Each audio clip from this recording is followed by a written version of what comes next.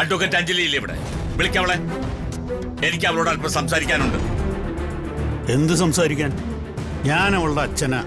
പറയേണ്ടത് എന്താന്ന് വെച്ചാ എന്നോട് പറഞ്ഞാ മതി. നോക്ക് ശിവരാമകൃഷ്ണ, ലൂസ് ടോക്കിന് സമയമില്ല ഇപ്പോൾ. എനിക്ക് സംസാരിക്കേണ്ടത് അഞ്ജലിയോടാണ്. താൻ അവളെ വിളിക്കേ. അഞ്ജലിയെ താൻ ഇന്നലെ മുതലല്ലേ കണ്ടു തുടങ്ങിയിട്ടുള്ളൂ. അതിനു മുമ്പ് നേർക്ക് നേരെ നിന്ന് സംസാരിച്ചിട്ടുള്ളവരാ നമ്മള്. പിന്നെന്താ ഇപ്പോഴൊരു ഭയം തനിക്ക്? ഭയോ? ആർക്ക്? എനിക്കോ? അത് കേസില്ല വക്കീലായി വീട്ടിലിരിക്കുന്ന തന്നോടോ? കൊള്ളാം, അതെനിക്ക് ഇഷ്ടപ്പെട്ടു കേട്ടോ. സാറേ, വീട്ടിനടയെ വന്ന് വീട്ടുകാരനെ പരിഹസിക്കരുത്. നിങ്ങൾക്ക് ഇപ്പൊ എന്താ വേണ്ടത് അത് പറയും. സോറി, ഇവിടുത്തെ അടുക്കള പെണ്ണുങ്ങളോട് സംസാരിക്കാൻ എനിക്ക് താല്പര്യമില്ല. അതുകൊണ്ട് തന്നോട് തന്നെ പറയാം. 10-20 കൊല്ലം ജോലിയും കൂലിയില്ലാതെ വീട്ടിലിരുന്ന താൻ അടുത്തിടെയായി കോടതിയിൽ വന്ന് കണ്ടതിന്റെ ഹുങ്കിലാണോ ഈ രാഘവനുണ്ണിക്കെതിരെ പോർമുഖം തോർക്കാൻ താൻ തന്റെ മകളെ പറഞ്ഞു വിട്ടത്? പോർമുഖോ? മനസ്സിലായില്ല. മനസ്സിലാക്കി തരാം. 20 വർഷങ്ങൾക്ക് മുമ്പ് ഞാൻ തനിക്കിട്ട് പണിത അതേ പണി തിരിച്ചു പണിയാനാണോ താൻ തന്റെ മകളെ എനിക്കെതിരെ ഒരു പരാതിയുമായിട്ട് ബാർ കൗൺസിലിലേക്ക് പറഞ്ഞു വിട്ടത്? അത് ഞാൻ അറിഞ്ഞില്ലല്ലോ. എന്താ താൻ പറഞ്ഞു വരുന്നത്? അറിഞ്ഞില്ലത്ര. തനിക്ക് നാണമുണ്ടോടോ ശിവരാമകൃഷ്ണ? തന്റെ തൊഴിൽ മാത്രമല്ല, താനേ പരാജയമാണ്. കൊള്ളാം. എന്നിട്ട് ഒരു A4 സൈസ് പേപ്പറിൽ ഒരു പരാതി എഴുതി അതും പൊക്കി പിടിച്ച് മകളെ പറഞ്ഞു വിട്ടിരിക്കുന്നു. ഈ രാഘവനോണി അങ്ങ് മൂക്കിക്കറ്റാൻ. കഷ്ടം തന്നെടോ. തന്നെ ഞാൻ അന്നേ തീർക്കാതെ വിട്ടത് ഞാൻ ചെയ്ത അപരാധം.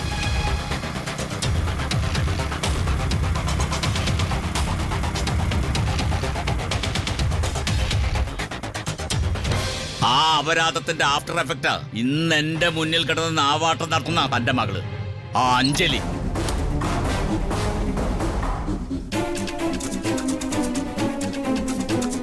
അതിന് അവൾക്ക് കൊടുക്കാൻ ഒരു അവസാന വാണി. അതിനാ ഞാൻ നേരിട്ട് വന്നത്.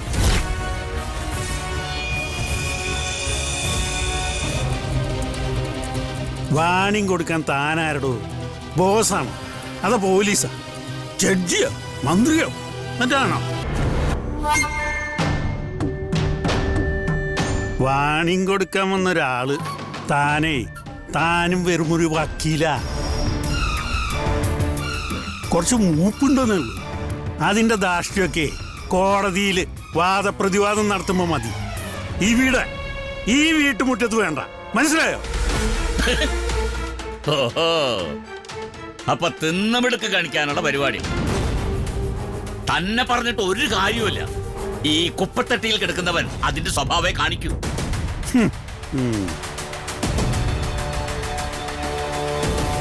സാറേ, നിങ്ങൾ ഒരുമാതിരി തോന്നിയ ദിവസം പറയരുത്. നിങ്ങളുടെ മണിമാളികയെന്നേ ഈ കുപ്പത്തൊട്ടിയിലേക്ക് ആരെങ്കിലും ക്ഷണിച്ചോ? ഇല്ലല്ലോ.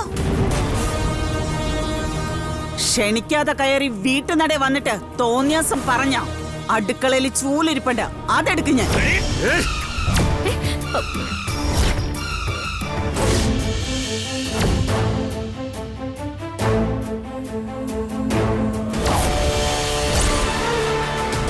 അപ്പോഴേ സാറേ, നിങ്ങൾ എന്തോന്നായി കാണിക്കുന്നത്? ഇത് നിങ്ങളുടെ മണിമാളിക മുറ്റമല്ല, രാജാജി നഗറാ. ഞാൻ നീട്ടി ഒന്ന് വിസിലടിച്ചാൽ മതി, നിങ്ങൾ ഈ പറഞ്ഞ കുപ്പത്തൊട്ടിന്ന് ആളുകൾ ഇറങ്ങും. പിന്നെ ഈ അലക്കി തേച്ച ഡ്രസ്സും ലക്ഷങ്ങൾ വിലയുള്ള കാറും ചീത്തയാവുന്ന ഉറപ്പാ.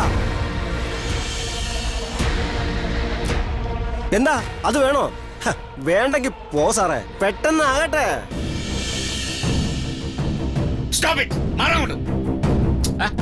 മാറിയില്ലെങ്കിൽ ഒന്ന് പോ സാറേ. സാറിന്റെ വാചക കസർത്തൊക്കെ അങ്ങ് കോടതിയിൽ മതി. ഇപ്പൊ പോ നോക്ക്. കുഞ്ഞപ്പൻ പറഞ്ഞത് കേട്ടല്ലോ, ഇവിടെ ഈ കോളനിയിൽ കയറി കൂടുതൽ ഷോ കാണിക്കാൻ നിന്നാലേ പണി പാലും വെള്ളത്തിൽ കിട്ടും.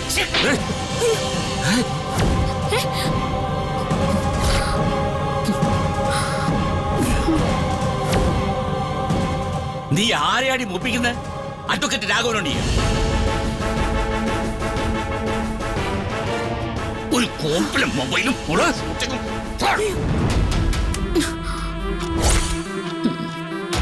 ഡോ കുഞ്ഞപ്പ വേണ്ട.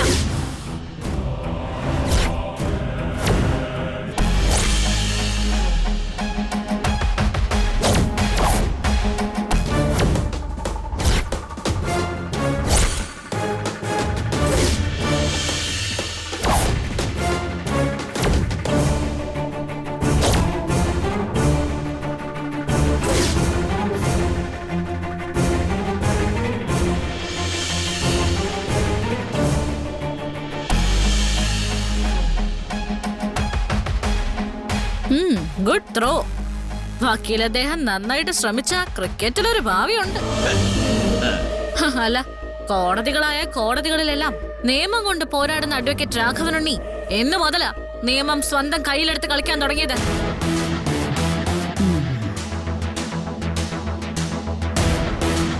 BNS സെക്ഷൻ 74, 351, 352, 356 ഒഫൻസുകൾ ഒരു ലോഡുണ്ടല്ലോ വക്കീൽ സാറ്. ഇപ്പൊ നിങ്ങൾ ഈ കാണിച്ച പ്രവൃത്തി, ഈ മധുമതി എന്ന പെൺകുട്ടി ഒരു കടലാസിലങ്ങ് ഒപ്പിട്ട് തന്നാ മതി. ശംഖുചക്രത്തിലെ അഡ്വക്കേറ്റ് രാഘവനുണ്ണി താമസം സബ് ജയിലിലോട്ട് മാറ്റേണ്ടി വരും.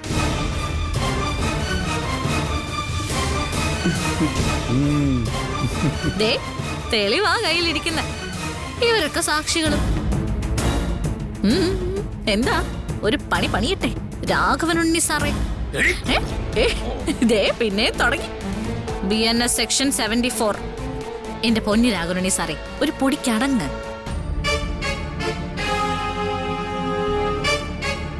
എന്തായാലും ഞാൻ രാഘവനുണ്ണി സാറിനെതിരെ ഒരു പരാതി ബാർ കൗൺസിലിൽ കൊടുത്തിട്ടുണ്ടെന്നുള്ളത് നേരാ. അത് ഞാൻ തിരികെ വാങ്ങി ദേ ഈ വകുപ്പുകളും കൂടി ചേർത്ത് പുതിയൊരു ഇൻഡാസ് അങ്ങോട്ട് കൊടുക്കുന്നതിനെ പറ്റിയാ ഞാനിപ്പോ ആലോചിക്കുന്നത്.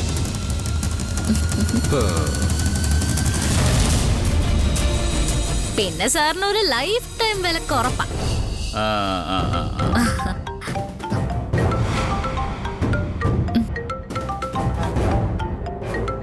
ഹലോ,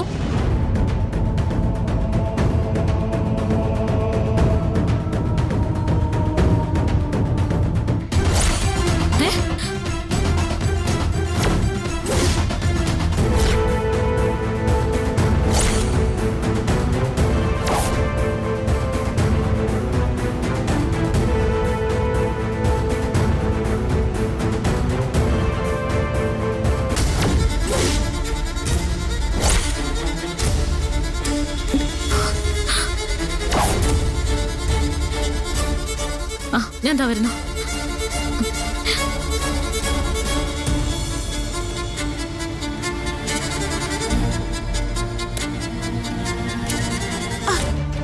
ഈ കൊച്ചിത് എങ്ങോട്ടാ പോകുന്നത്? എങ്ങോട്ടാടാ കുഞ്ഞപ്പാ? ശടാ,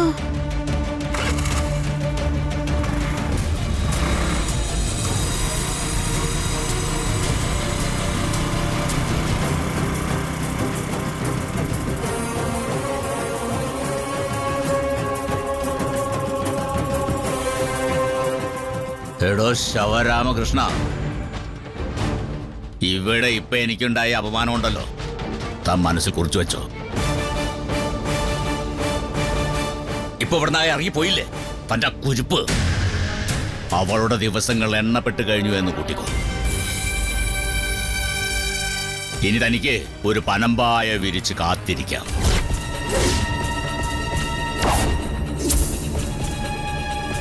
She will be no more. കൊല്ലല്ല, പക്ഷേ കൊല ചെയ്യും ഞാൻ, പ്രൊഫഷണലായിട്ട്.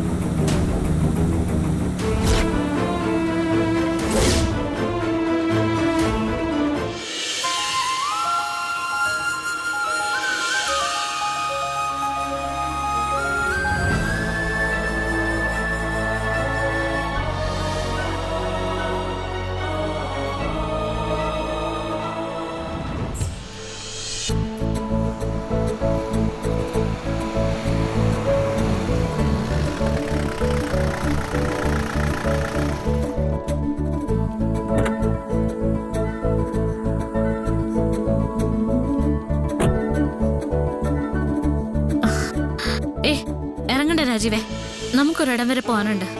എവിടെ പോവാൻ? അല്ല, താനെന്താ അത്യാവശ്യമായിട്ട് കാണണമെന്ന് പറഞ്ഞ? എന്താ ഇവിടെ? രാജീവേ, എന്നെ പത്മ വിളിച്ചിരുന്നു. വാട്ട്? പത്മയോ? യെസ്, നമ്മുടെ പത്മ തന്നെ. ഞാനെല്ലാം പോകുന്ന വഴിക്ക് പറയാം. രാജീവ് വണ്ടി എടുക്ക്.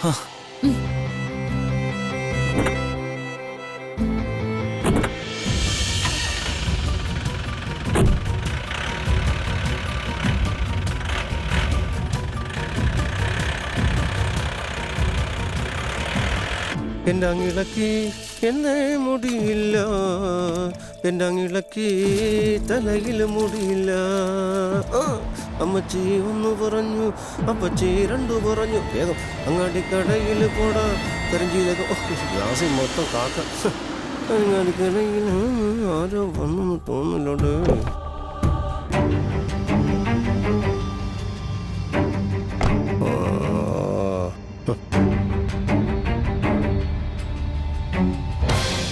എന്താ കുഞ്ഞപ്പ, ശരീരം അനങ്ങി ജോലിയൊക്കെ ചെയ്യാൻ തുടങ്ങിയല്ലേ? ഓ, വണ്ടി കഴുകി തുടച്ചിട്ട 250 രൂപ സർവീസ് ചാർജ് ലാഭിക്കാം. കാഞ്ഞ ബുദ്ധിയാണല്ലോ. ഓ, എന്ത് ചെയ്യാനാ ചേച്ചി? ചേച്ചിയെ പോലെ സാമർഥ്യമുള്ള സ്ത്രീ ആയിരുന്നുവെങ്കിൽ വലിയ വീട്ടിലെ ചെക്കന്മാരെ പറ്റിച്ചു ഭാര്യയായിട്ട് ജീവിക്കാമായിരുന്നു. ഇതിപ്പോ അങ്ങനെ നടക്കില്ലല്ലോ, ആണായി പോയില്ലേ. ഓ, പരിഹാസം. ഓ, പറഞ്ഞിട്ട് കാര്യമില്ല. ഓരോന്നും അനുഭവിക്കാനേ യോഗം വേണം. യോഗം. പിന്നെ ഈ കുപ്പത്തൊട്ടി കിടക്കുന്ന നിനക്കൊന്നും ഇല്ലാത്തതും അതാ. ഓ, ആയിക്കോട്ടെ ചേച്ചി ചെല്ലി. ഈ മണ്ണ് പാവങ്ങൾക്കും കൂടി ജീവിക്കാനുള്ളതാ. പിഴച്ചു പൊക്കോട്ടെ. രാവിലെ വരുന്നൊക്കെ കുറ്റിയും പറിച്ച് വന്നോളൂ. കഞ്ഞി കുടിക്കാൻ നിവർത്തിയില്ലെങ്കിലും ഇവന്റെ ഒന്നും അഹങ്കാരത്തിന് ഒരു കുറവുമില്ല. കാണിച്ചു തരാ ഞാൻ എല്ലാവർക്കും.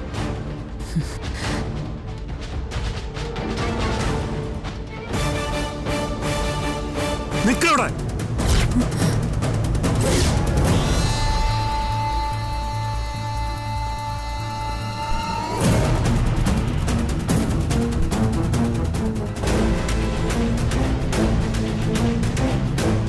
നിന്നോട് ആര് പറഞ്ഞു ഈ വീട്ടിൽ കാലൂത്താൻ?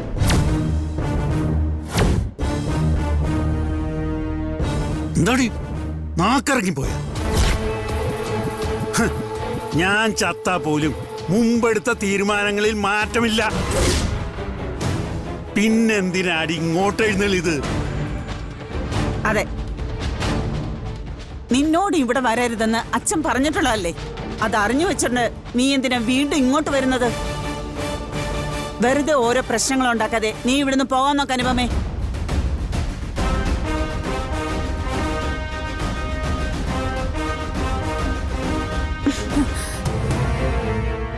എന്താടി കല്ലിന് കാറ്റ് പിടിക്കാത്ത പോലെ ഒരു നിപ്പ്? അച്ഛൻ വിലക്കിയിട്ടും മുമ്പൊരു രാത്രി നീ ഇവിടുന്ന് കരഞ്ഞ് നിലവിളിച്ച് പറഞ്ഞിട്ടാ അഞ്ജലി നിന്നെ ഈ വീട്ടിൽ കയറ്റിയത്.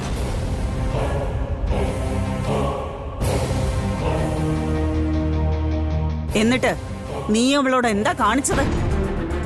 എന്നെ കൊണ്ടൊന്നും പറയിപ്പിക്കരുത്. ഇനിയും നിനക്ക് ഈ വീട്ടിൽ നിന്ന് മോഷ്ടിക്കാൻ ഒന്നുമില്ല.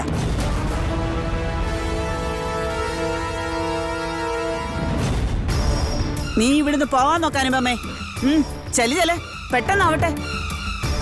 ശരി, സമ്മതിച്ചു. അമ്മയുടെ അഞ്ജലി മോള് വലിയ നന്മ മരവും നമ്മൾ വെറും കള്ളിയും ആയിക്കോട്ടെ. എന്നിട്ട് അമ്മയുടെ പുന്നാര മോളിപ്പോ എവിടെയാ? എനിക്കൊന്ന് കാണാൻ വേണ്ടിയിട്ടാ ഇങ്ങോട്ട് ഞാൻ നേരിട്ട് വന്നത്.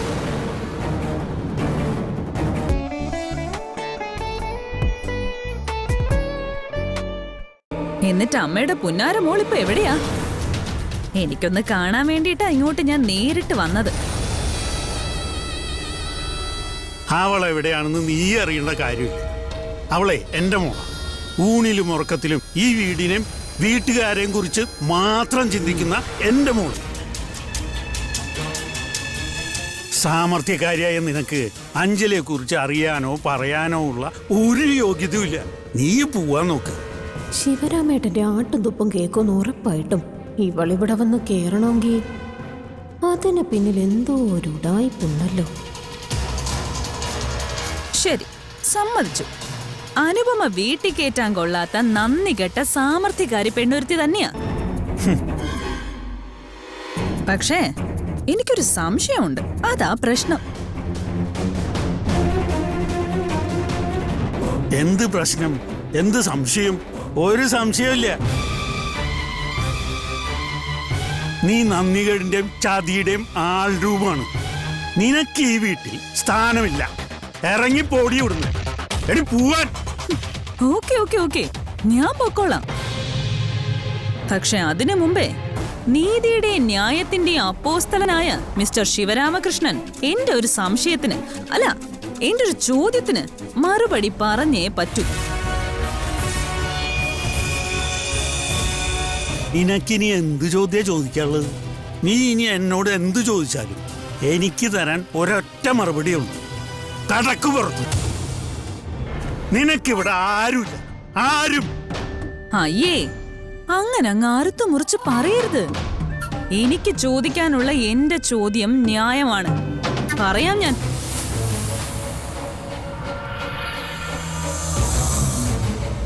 ഈ വൃത്തികെട്ട ഹൗസിംഗ് കോളനിയിൽ ജനിച്ചു വളർന്ന ഞാൻ മെച്ചപ്പെട്ടൊരു ജീവിത സാഹചര്യം ഉണ്ടാക്കാൻ വേണ്ടിയാ ഇഷ്ടപ്പെട്ട ഒരാളെ വിവാഹം കഴിച്ച് അയാൾക്കൊപ്പം ജീവിക്കാനായി ഇറങ്ങി തിരിച്ചത്.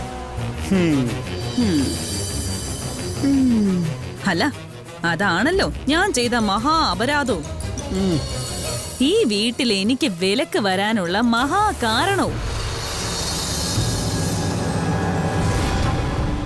ഇപ്പൊ ഞാൻ അതങ്ങ് സമ്മതിച്ചു എന്ന് തന്നെ വെച്ചോ. അപ്പോഴുള്ള ചോദ്യമാണ് എനിക്ക് ചോദിക്കാനുള്ളത്.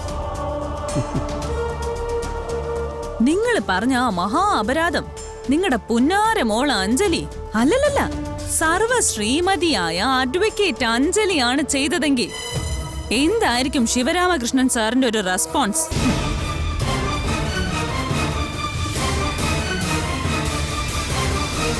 അറിയാനുള്ളൊരു ആഗ്രഹം കൊണ്ട് ചോദിക്കുവാണേ. നിർത്തടി അസത്തെ. വീട്ടുമുറ്റത്ത് വന്ന് തോന്നിയാസം പറയുന്നു, അതും എന്റെ അഞ്ജലി മോളെ കുറിച്ച്. നിനക്കത് പറയാനുള്ള എന്ത് യോഗ്യത ഉണ്ട്? എന്ത് യോഗ്യതയാ?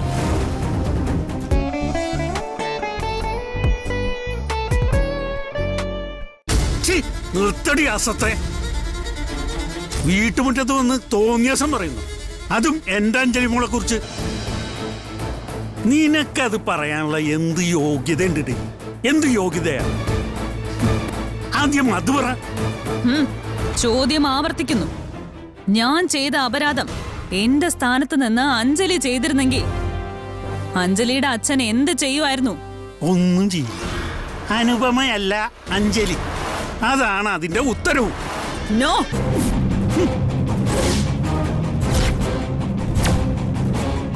അനുപമ തന്നെയാ അഞ്ജലി. അനുപമ ചെയ്തത് തെറ്റാണെങ്കിൽ അഞ്ജലി ചെയ്തതും തെറ്റ് തന്നെയാ.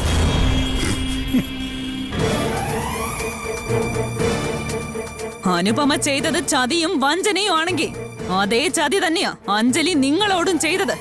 അതാണ് സത്യവും. എന്ത് ചതിയും വഞ്ചനയും? അഞ്ജലി എന്ത് ചെയ്തു? നീ ആദ്യം അത് പറയും. അഞ്ജലിയുടെ രഹസ്യ കല്യാണം കഴിഞ്ഞു.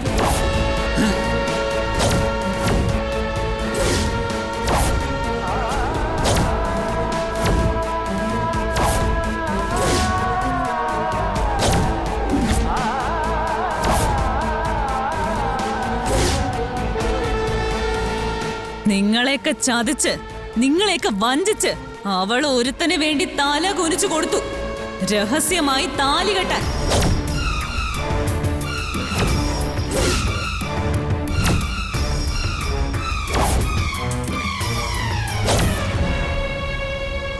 നിങ്ങള് വലിയ മാന്യനും നീതിമാനും ഒക്കെ അല്ലേ? എന്നെ പുറത്താക്കാൻ മുതിരും മുന്നേ പുന്നാര പൊന്നുമോള് വരുമ്പോ അവളോടൊന്ന് ചോദിച്ചു നോക്ക്, അവളുടെ കഴുത്തിൽ കിടക്കുന്ന ആ താലി ഏതാണെന്നും ആരാ കെട്ടിയതെന്നും.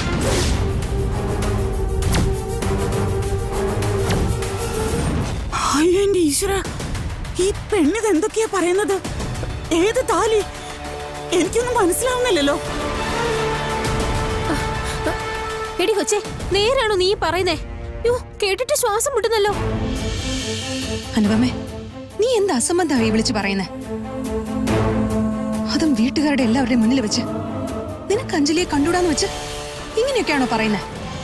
ഞാൻ പറയുന്നത് അസംബന്ധമായിട്ട് നിങ്ങൾക്ക് തോന്നുന്നുണ്ടെങ്കിൽ നിങ്ങളെ ഞാൻ തെറ്റു പറയുന്നില്ല. പക്ഷേ ഞാൻ പറഞ്ഞ അതേ അസംബന്ധം കാട്ടിയ അഞ്ജലിയെ എന്നെ പോലെ നിങ്ങൾ പുറത്താക്കുമോ? എനിക്കതാണ് അറിയാനുള്ളത്. അതുമാത്രം.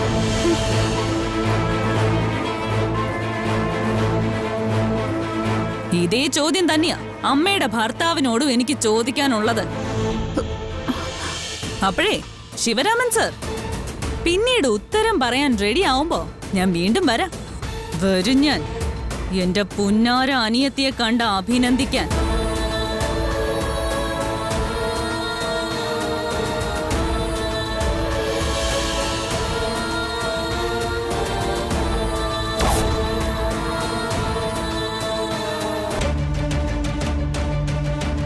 ബുദ്ധിമുട്ടില്ലെങ്കിൽ അന്നെന്താണ് സംഭവിച്ചെന്ന് പറയാൻ പറ്റുമോ? കാണാതെ ഇത്ര നാളായിട്ടും പത്മ എന്താ ഞങ്ങളെ ബന്ധപ്പെടാതിരുന്നത്? എങ്ങനെയാ അവൾ ഇവിടെ എത്തിപ്പെട്ടത്? നമ്മൾ ആരും അറിയാതെ അഞ്ജലി പോയി ആരെയോ കള്ളക്കല്യാണം നടത്തിയെന്നല്ലേ അനുപമയുടെ ആരോപണം. അത് ഞാൻ വിശ്വസിക്കുന്നില്ല. ഞാൻ മാത്രമല്ല, അഞ്ജലി അറിയാവുന്ന ആരും വിശ്വസിക്കില്ല. അതാ സത്യം.